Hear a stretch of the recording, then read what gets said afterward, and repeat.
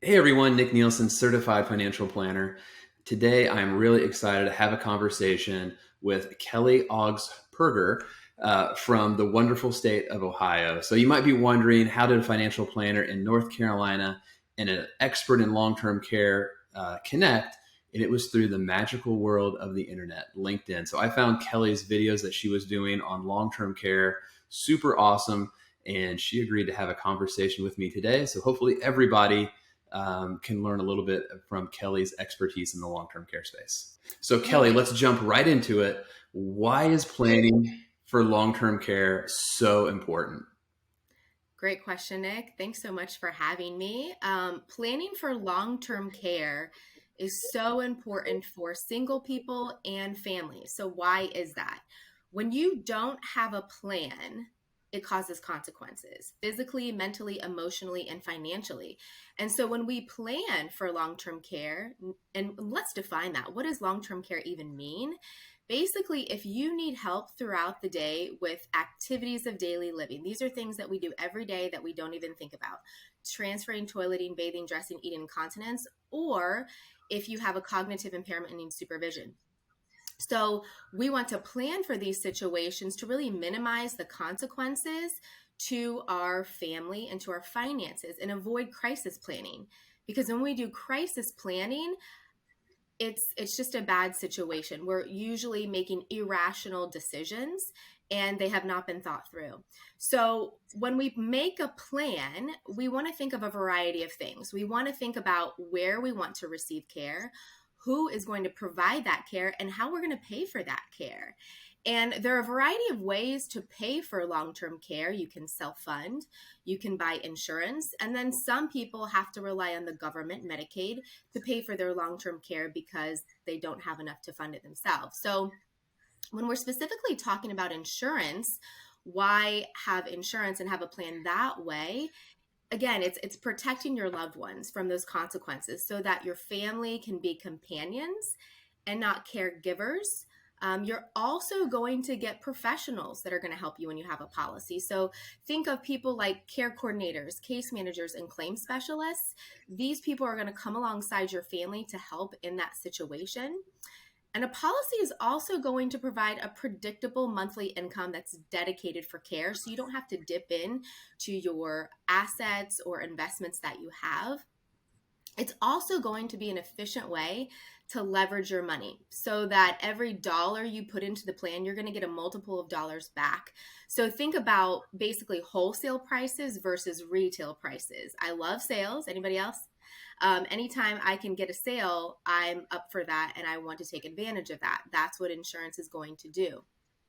And then also, there are tax advantages when we have an insurance policy, a plan. We're going to have tax free benefits and possible tax deductions. It's also going to allow us to stay in control of our care options so that we can receive quality care wherever we call home. That might be actually in our home, that might be a home of a family member, maybe that's actually in a facility like an assisted living or possibly even a nursing facility.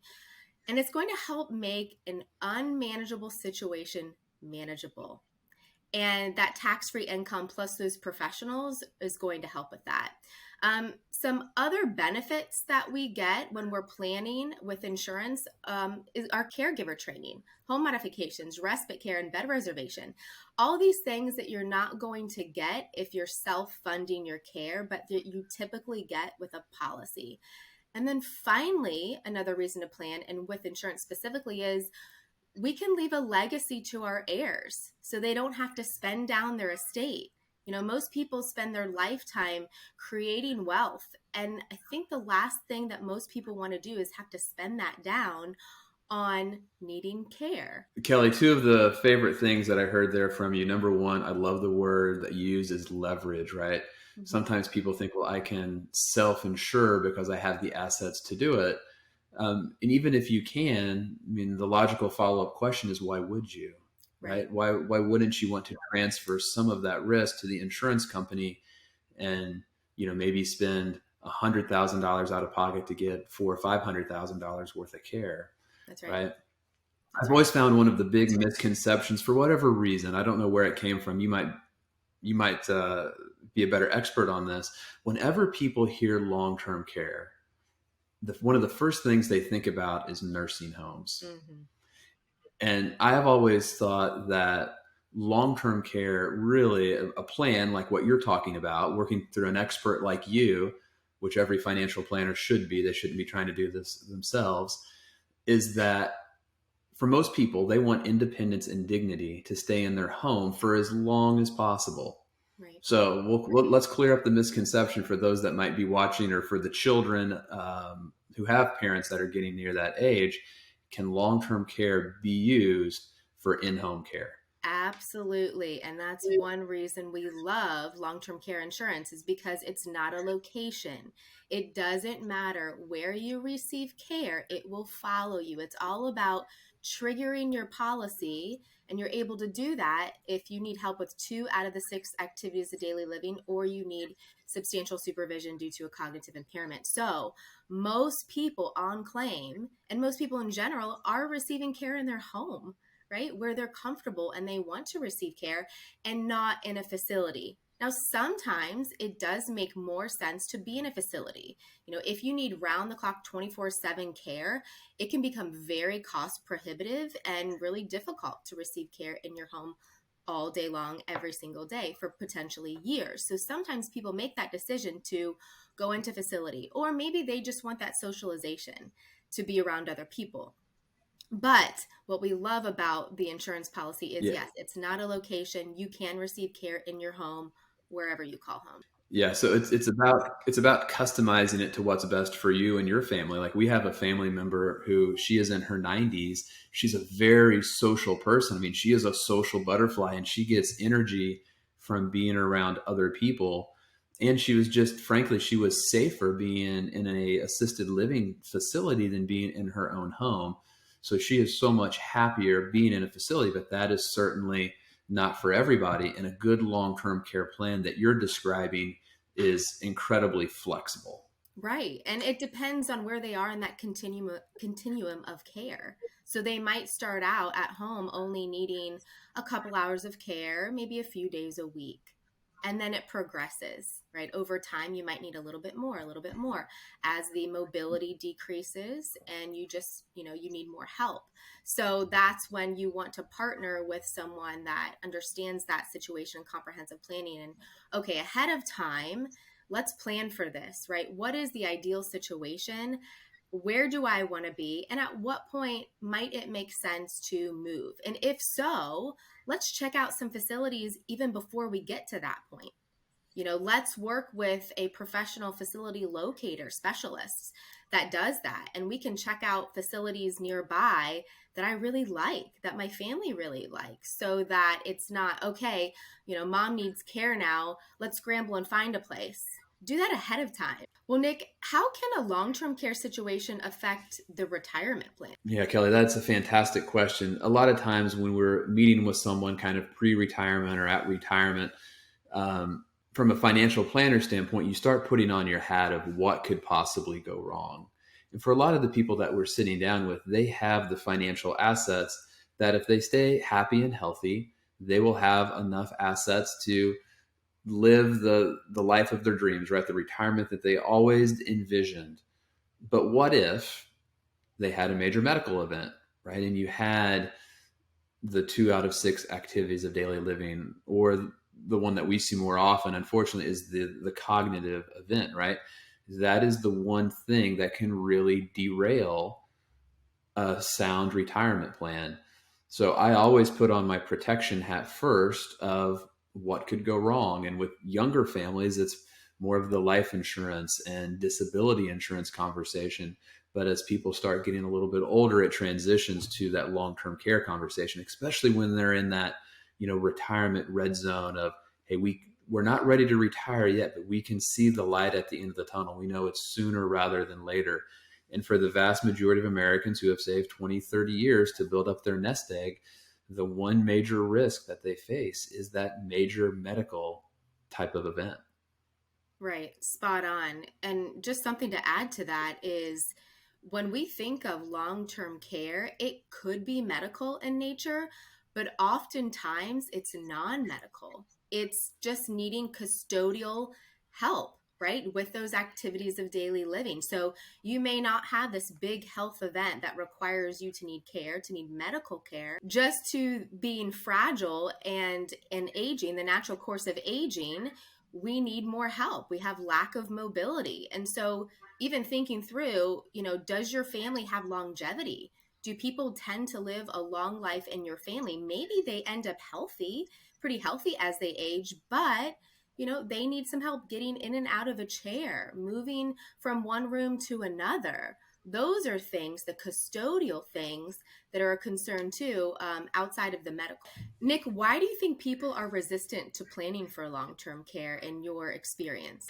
Yeah, so I think people are resistant to planning for long term care. One is because they're thinking about themselves in a nursing home, right? It's kind of their own mortality that they're thinking about. They're thinking about their quality of life that's going down. It's a very hard thing to grasp and conceptualize, and thinking about you or your spouse being in that situation. It's not a fun conversation to have. It's kind of similar to when young parents are trying to figure out who's going to be the guardian of their children, right? These are not fun conversations to have, but they're incredibly important conversations. So, my job as a financial planner is to get them to a mindset where we can talk openly about these things and realize that we can't just put our head in the sand like the ostrich. We have to think about these things and make decisions ahead of time. And, sometimes I will ask the question, do you want your kids to be your caregivers? Mm-hmm. You say, well, no, of course not. I don't want them to be your caregivers. All right, well, let's make a plan to make sure that your kids are not your caregivers. We want to make sure that you have the independence and dignity and retirement that you desire and that you've worked so hard for your entire life. But now we got to make some tough decisions. We got to do some planning for that. And like you said, we want to do planning and not crisis management. Spot on, Nick. I totally agree. I think what you said there about kids being not the caregivers, right? I think most people want their kids to continue to be their kids and stay in that role and not be their caregivers. So if we come up with a plan so that we can hire professional caregivers to take on that role, so our kids can continue to be our kids, our spouse can continue to be our spouse, they can be companions and not those caregivers. But if you don't have a plan in place, it will make it more difficult for that end result. Yeah, absolutely, Kelly. And I think a lot of this just goes to education, right? Yeah. I think there's a lot of misinformation about long-term care, and long-term care has changed so much. It's a very innovative space, especially over the past 5-10 years. Doesn't Medicare just pay for long-term care? Why do I have to have a long-term care policy? A lot of people do think that Medicare pays for long-term care, but it does not. Medicare is intended to cover short-term care. It does not cover custodial care if that's the only care that you need. And it does play a very small role in funding care because of strict eligibility and coverage limits. So let's say you were hospitalized for at least 3 consecutive nights, okay, and before admission to a nursing facility. You can have some coverage, but it's important to know that even that time that you spend in the hospital under observation or even in the ER before you're officially admitted does not count towards that 3-day qualifying inpatient hospital stay. You are going to need skilled services for an ongoing condition that was treated during your hospital stay or a new condition that started while you were getting care at that skilled nursing facility for that condition. If Medicare is going to pay for any care, you also need a doctor to certify that you need skilled nursing services. So that's going to be medical care, not the custodial care. And that can only be given in a practical matter, like in a skilled nursing facility. They're also going to require that you are admitted to a Medicare certified skilled nursing facility. It has to be Medicare certified. And it's going to have to be within a short period of time. Typically, it's about 30 days of leaving the hospital. If Medicare pays any care, it also has to be restorative in nature, and you must be improving. Once you're considered stable, Medicare stops paying. And then also, those skilled services need to be reasonable and necessary as what they consider for the diagnosis of your treatment. But really important here, if all of those conditions are met that I just mentioned, Medicare only pays 100% for the cost for the first 20 days. And then you're required to pay co-payments for days 21 to 100. So for days beyond 100, you are going to pay the full cost for your services. So 100 days, a little over 3 months, is a really short time. So when we're thinking long-term care in general, when we're looking at long-term care policies, the waiting period or elimination period is typically 90 days. Okay. And so anything beyond that really is considered long-term care. So Medicare is not intended to cover those long-term care services. Yeah, Kelly, I think the answer to that question that you gave is so important because I don't think the vast majority of Americans know that information, which is a shame. And I think that's the responsibility of every financial advisor, every financial planner in the country, is to make sure that their clients know that information so people like you can help those people get the right plan that they need. Unfortunately, people don't know that Medicare is not just going to pick up the tab on all of these things, and that they're going to be drawing down assets out of their IRAs, which triggers the tax snowball effect, right? If they have their $1 million IRA and they plan on taking out $40,000 a year to live blissfully in retirement, now we're taking out $8,000 a month to pay for, some care. Things can really snowball quickly. Inheritances can be gone. Tax bills go up. It is just the cascading effect of lack of planning. It can happen so fast. And we didn't plan to talk about this, but what's the average stay currently when someone goes on claim? Is that 2.5, 3 years? Is that about Yeah, average yeah, today? yeah, it is. And it depends on if you're a man or a woman. Typically, women are on claim longer than men just because we tend to live longer. And oftentimes we're caregivers first. So we're caring for our husbands, and that even takes a toll. There's a huge caregiver burnout Sure. when one spouse is taking care of another. But yeah, in general, we're looking like 2 to 4 years really for care as we age.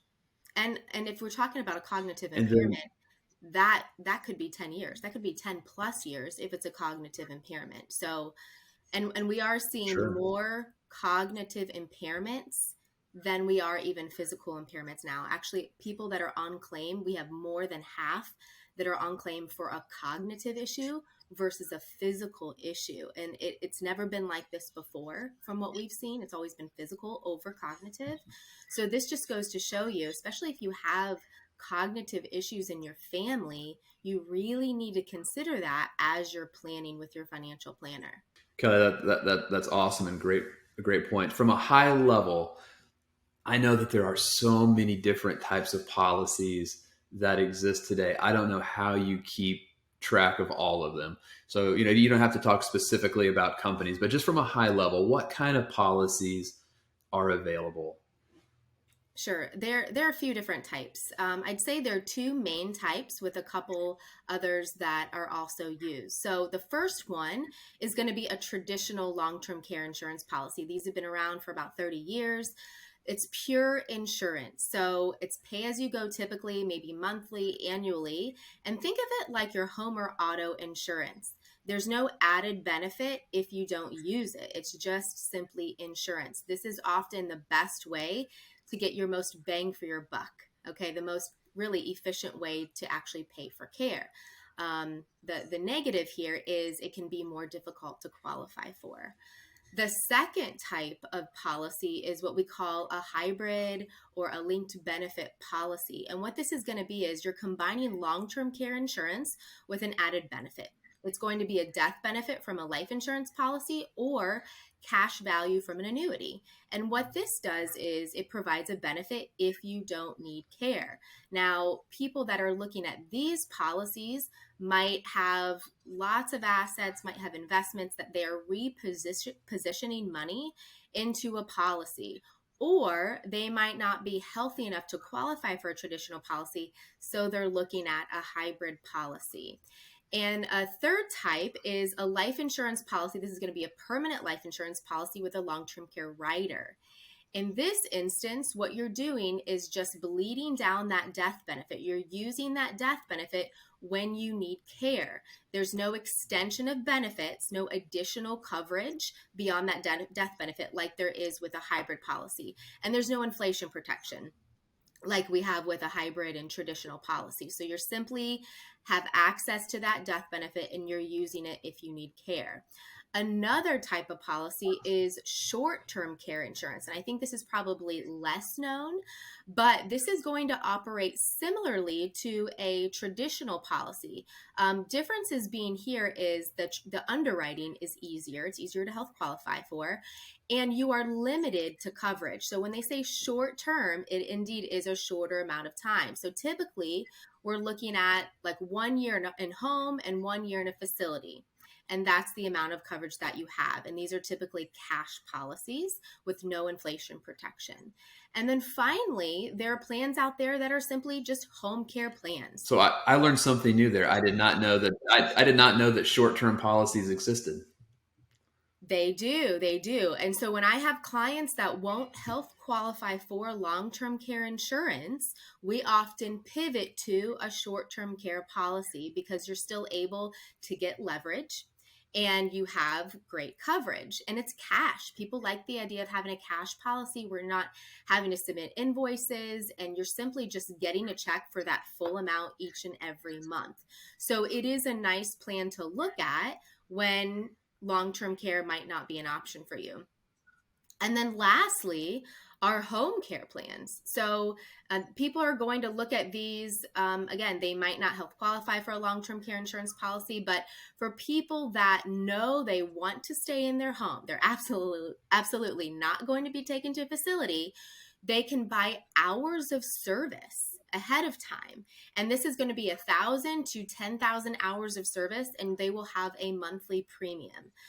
So there are many different types of plans and policies that are out there to plan for long-term care, extended care. So it really comes down to what are the client's goals, what are their expectations, what are their finances, and what are their health. And then we put together a plan that is best going to fit all of those things. Nick, tell us, how can health savings account help fund long-term care? Awesome question. Health savings accounts, I think, are one of the coolest accounts that we have.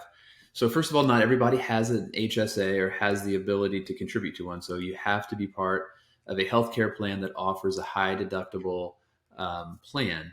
If you do, you would have the option of contributing to an HSA. So step one, you have to make contributions to your HSA. There are annual limits, but most HSAs allow those dollars to be invested. So take someone like myself, I'm 40 years old. If I can contribute money every year to an HSA and let those dollars accumulate for a number of years and potentially have some growth from the underlying investments, I have a large pool of money. With the HSA, those dollars go in pre-tax, potentially grow tax deferred, and I can pull that money out tax-free. So it's really the only investment option that offers those three qualities. So when it comes time to purchase long-term care, you can take those dollars from your HSA to purchase your long-term care policy or make your long-term care premium payments. The HSA is so incredibly valuable because we know that one of the largest expenses in retirement is going to be healthcare costs. And it's just not long-term care. It's copays and other things that come up. It's the knee replacement surgery or the hip replacement or the rotator cuff from playing pickleball. Those are all out-of-pocket expenses that are going to happen. So we have to plan for healthcare in the terms of long-term care, but also additional costs during retirement. But that health savings account is so incredibly powerful because it combines the money, you get the tax benefit on the front end, and if you use it for qualified health expenses on the back end, it comes out tax-free. But I love that as a funding mechanism to start getting those payments into some sort of long-term care mechanism, because I think it's the greatest risk that most of our families are facing is that major medical event. And one of the things that I've really taken away from what you've said today, Kelly, is you're clearly an expert in your field. And when people are making this decision about long term care, hopefully it's a decision that they only make once. Hmm. And it's so important to work with somebody who has all of the options available that you discussed and not just one or two of these paths that you can go down, because you want someone like yourself who really knows all the different aspects of the industry, all of the different options that exist. And what would be a good question, for a family that's looking to get some long-term care guidance? How can they quickly determine like who would be a good fit, who could really help them, who knows the landscape, versus walking into a place where they might only have one option? Yeah, great question. When you are looking to plan for long term care and you want to find an expert to help you, there's a couple things to consider. So, number one, are they a specialist? Do they specialize in planning for long term care? And one way you can know is if they have the CLTC designation, that certification for long term care. That's an indicator that they've taken extra training and have really informed themselves on how to plan for long term care. Also, asking them if they're an independent agent. Do they represent multiple companies? And as an independent agent myself, I have a slew of companies. I have about a dozen companies that I'm working with specifically in the long term care arena where I can go and find different products and different solutions. So, if you're working with a captive agent that only has one carrier, they are limited in what they're able to offer you. So asking them, how long have you been in the business? Do you specialize in long-term care? And are you an independent agent? Do you have access to multiple carriers? And then even asking them, do you have other resources available to help to plan for long-term care outside of an insurance policy? For myself, I offer my clients and advisors that I partner with resources. So I have a phenomenal network of people I know in the industry that can answer all kinds of questions and that can help my clients so that when I sell a policy, in 5, 10, 20 years, or maybe they even have a family member currently that needs some help and they need direction, I can introduce them. I can connect them so that they can have those resources. And then also, I created a family roadmap. It's basically a guide to planning for long term care and end of life planning that I freely give my clients and advisors and their clients. So, really equipping people to help make decisions and to put them really in the right plan for them is really important. So, Nick, health is really important when we're talking about planning for long term care and buying insurance. Premiums are going to be based on a variety of things, but health and age are at the top of the list. And so, here's an example of a couple, age 55, that live in Ohio. We're looking at a plan that's 4,000 monthly benefits starting day one. That's going to provide coverage for a minimum of 3 years, that has 3% compound inflation that will grow over time. There's a 90-day elimination period, and we have a shared care rider on here, which allows one spouse to dip into the other spouse's bucket of money if they use theirs. So here, right below, you will see 3 different health classes and prices. As you can see, this couple, if they are in preferred health, so this is going to be the best health class, their combined monthly premium is $384 a month. If they are the second health class, this is going to be select, the second tiered, their monthly benefits are going to be about $451 per month. And then class one, which is going to be the third health class, it's going to be about $564 per month.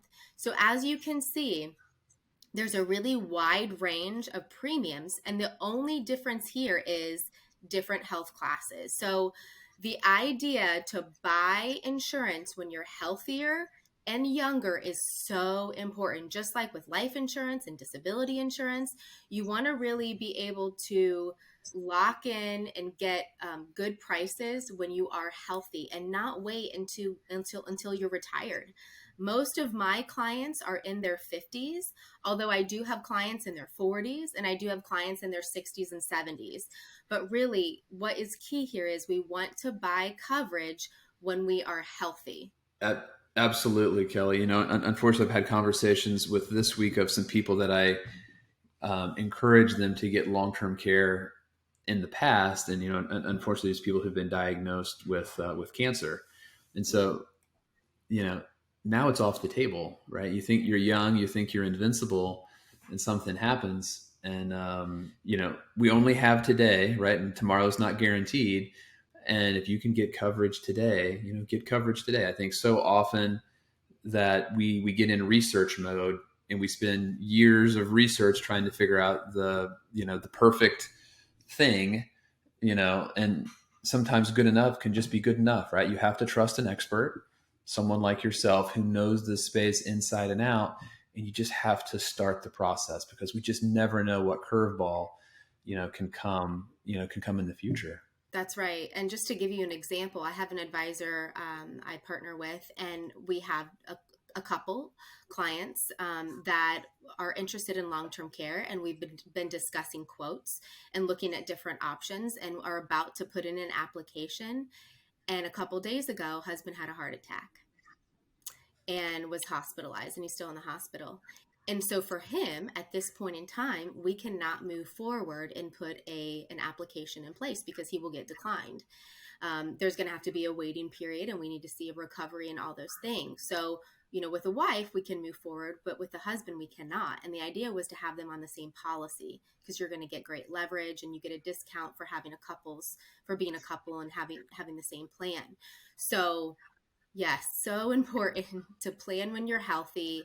And I know we can get caught up in crunchy numbers and really analyzing things to death. But yes, you do want to take advantage of your health while you have it before it's too late. Yeah. And so I would just encourage people, and we tell the families this that we meet with all the time. If there's ever any place within your budget where you should splurge, you should be investing in your own health. And that's going to mean different things, different people. That could be getting the unlimited yoga membership. That could be eating organic food. That can just be making sure that you take an hour a day to go take a walk and have a little bit of meditation. But invest in your own health because, as you can see from the chart that Kelly shared, your health is money, and you're going to pay for it in today in time and getting in activities that you like, or you're going to pay for it on the back end in higher cost of care and things like that. So invest in your own health, do everything you can to kind of statistically improve the probabilities of having, better health related outcomes. And I know there's probably going to be a lot of young people out there like us, Kelly. I'm 40 years old, and I may not, I might be 15 years away from that example that you shared with me, right? But my parents are in their 70s. It's not too late for people in their 70s to get long-term care. And I think everybody, in our age range needs to make sure that we're having conversations, with our parents or aunts and uncles to make sure that they have a plan. So we're not doing crisis management. And I've seen situations where you have the kids who are actually making the premium payments to make sure that their parents have this coverage in place. And, in most cases, the kids don't want to be the caregivers either. So they're willing to make the premium payments. But these are important family conversations. Kelly, I think some of the information that you provided us with today is going to be incredibly insightful to a lot of people. So I greatly appreciate that. Kelly, if there's people that have watched this video and they're like, oh my goodness, I can't imagine life without Kelly in it, what is the best way for people to get in touch with you to learn a little bit more about how you can help them with long-term care? Yeah, well, thanks for having me, Nick. I love spending time with you and talking about the financial world and planning for long-term care. If people want to get a hold of me, they can reach me at my email address, Kelly, Kelly, at steadfastagents.com. Or find me on our website, steadfastagents.com, or even LinkedIn. I'm very active on LinkedIn like Nick. So any of those places are a great place to reach me. Everybody needs to be following you on LinkedIn because you have the best videos on long-term care that I've seen on LinkedIn by a mile. So Kelly's always doing videos on LinkedIn. Make sure that you follow her, comment on her stuff, share it with your friends. It's really good stuff. So Kelly, keep up the great work. I know that you're helping the families that you serve, but you're also helping families across the entire country, probably that you'll never meet just by the free education that you're putting out. So you're doing a lot of good work. So keep up the great work. And I'd love to do this again with you sometime. Thanks, Nick. Really appreciate it.